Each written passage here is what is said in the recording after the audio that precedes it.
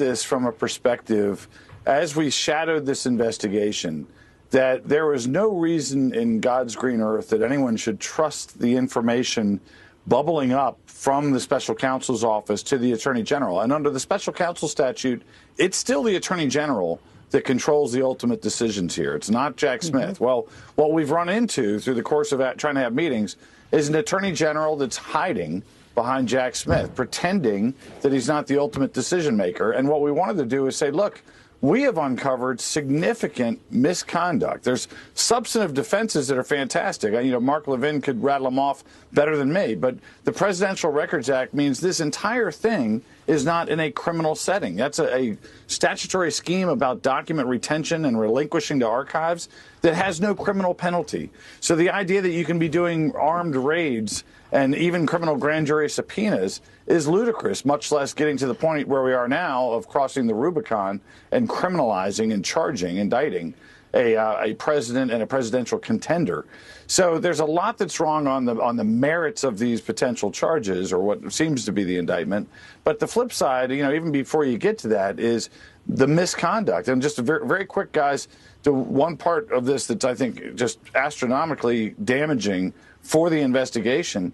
Early in the case, when they wanted to put pressure on a man to cooperate against Donald Trump, they literally extorted his lawyer. They brought the lawyer to Main Justice. 6 DOJ prosecutors sat there, one of them being central figure to it, and said, if you really want that judgeship of yours to work out, you better flip this guy against the president.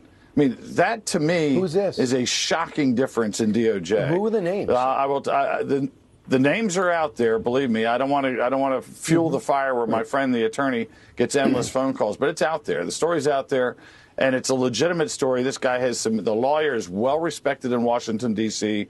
He has submitted a statement to a sealed proceeding in Washington, D.C. I can't get into the substance of the hearing, and it's the real deal. And to me, this is an amazing moment that they still couldn't put the brakes on even for a minute. They had to hurry up and get this indictment out, knowing that one of the deputies for Jack Smith literally extorted a lawyer to try to flip a witness against the president. I've been around prosecution I was a prosecutor 27 years, never seen anything remotely like this. They literally obstruct justice to try to say President Trump was obstructing justice. Jim, it sounds like Tuesday noon, Miami, or in the afternoon in Miami on Tuesdays when the former president is going to surrender himself. And that's when we will learn what the charges are specifically. It's a 7-count indictment. There have been stories circulating that, in addition to what Ainsley talked about some of the documents that the National Archives did retrieve, also there were foreign countries' nuclear capabilities, documents about Iran's missile program, pages about U.S. intel in China as well. And ultimately, as Chris Christie said on this show yesterday, the former president knew that they wanted him back, and he kept him for over a year and a quarter. And then it gets more confusing. Can you explain why he kept that stuff? Well, so the way the presidential records regime works, and this is all stuff that was put into place after Nixon, no big surprise. Right. And it was designed to basically say, look, the president and the archivist, the National Archives, the Records Administration, should work together. The statutory scheme is just exhorting them, please work together. But everyone knows it takes months or years. There's a letter from the Obama Foundation in 2018 to NARA, to the archivist, saying, hey, we got a bunch of classified records out here in Illinois. We're going to give them back to you eventually, and it's going to be expensive to move them. We'll give you $3.3 million. Big question about what's going on there. But again, no blink, no criminal referral, no concern where the White House, as Mark Levin was talking about, suddenly steered NARA to the criminal division or criminal, to DOJ.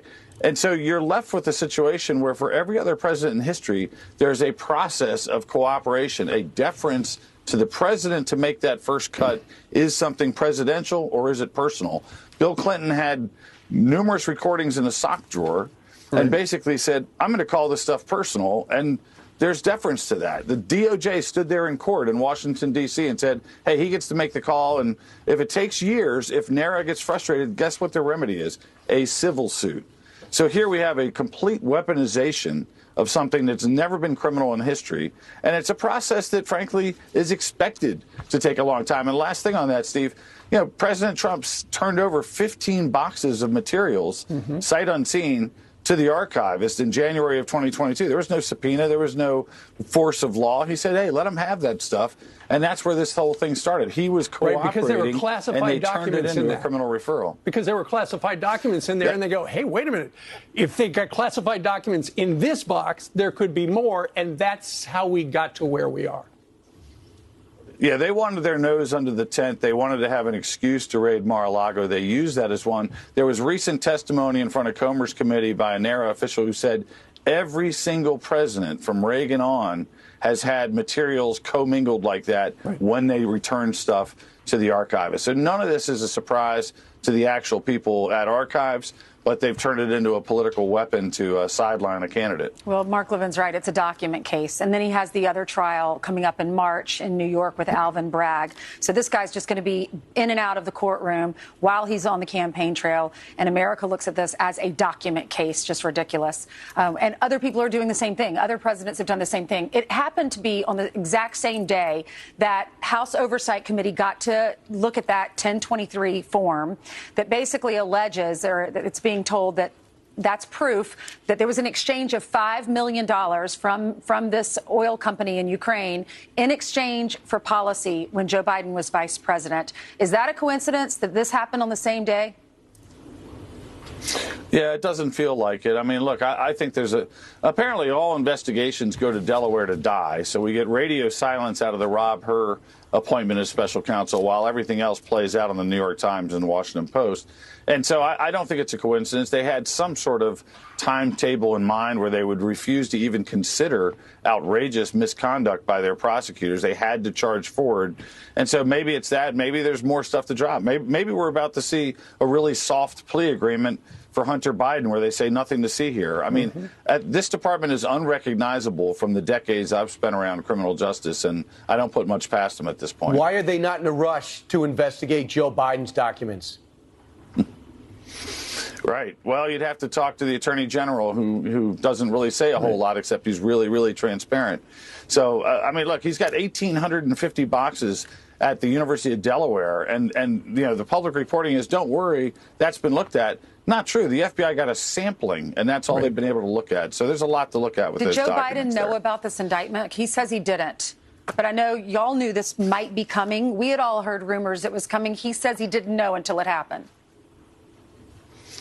Look, that's consistent with the ridiculous kind of implausible deniability the Attorney General's been trying to have. So, yeah, there's no way these guys didn't know exactly what was coming. Jim, we're almost out of satellite time with you, but you have actually talked to the former president since the indictment.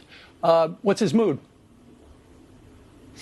Yeah, he's upset. I mean, look, a lot of times you have a client where they've done something wrong. The indictment comes and they say, hey, I kind of knew this was coming. That was the game. There's almost a sense of expectation. When you're innocent, it's a very different conversation. And this president's innocent. This is the same old stuff from the last 7 years. So difficult conversation. He's upset, but he also very quickly pivots to being concerned about what it means for this country. And I share that concern. It's not just about this case. It's where we're going as a country where you can weaponize DOJ, and these guys are so comfortable with the ends justifying the means, it's absurd. So that's where we are. The best move he could do is let you be the lead attorney. And with Mark Levin. Yeah, Jim, thanks so much. Thank you, Jim. There you go. Nancy Not May that said, order, though. All right, guys. All right. Thank you. Nancy Thanks. May said this just secured Trump's nomination for 2024. Right. And